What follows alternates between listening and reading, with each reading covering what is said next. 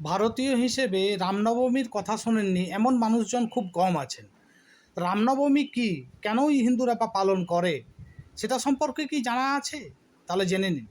রামনবমী হচ্ছে অযোধ্যার রাজা দশরথ ও রানী কৌশল্যার সন্তান শ্রীরামের জন্মগ্রহণ উদযাপন অনুষ্ঠান। এটা একটা হিন্দু উৎসব।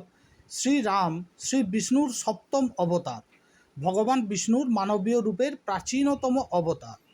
এই যে পবিত্র দিনটা, সেটা শুক্লপক্ষের নবম দিনে পড়ে। হিন্দু পঞ্জিকায় যদি দেখেন তাহলে চৈত্র মাসের নবম দিন।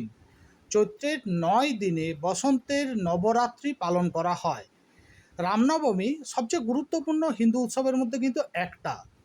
এই নবমীতে নাকি দেবী পার্বতী আবির্ভূত হয়েছিলেন, তাই এই দিনকে সনাতন ধর্মের বিশ্ব মাতৃ দিবস হিসেবেও পালন করে সনাতনীরা।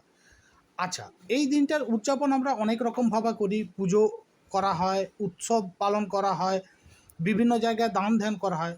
আচ্ছা, এই রামনবমী কি শুধুমাত্র ভারতেই পালন করা হয়? না, এটা সম্পূর্ণ ভুল ধারণা। রামনবমী হিন্দুদের উৎসব এবং এটা Trinidad, Tobago, Guyana, Surinam, Jamaica এবং অন্যান্য ক্যারিবিয়ান দেশ, মরিশাস, মালয়েশিয়া, সিঙ্গাপুর এইসব দেশেও পালন করা হয়। এর সঙ্গে সঙ্গে কিন্তু ফিজিতেও হিন্দুদের দ্বারাও এই উদযাপন অর্থাৎ রামনবমী উদযাপন হয়।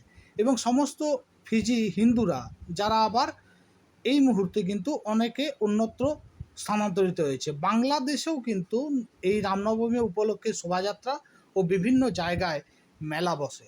তো এই জানা গেল রামনবমীর সংক্ষিপ্ত ইতিহাস, যেটি ভারতের বিরাট এক ঐতিহ্য।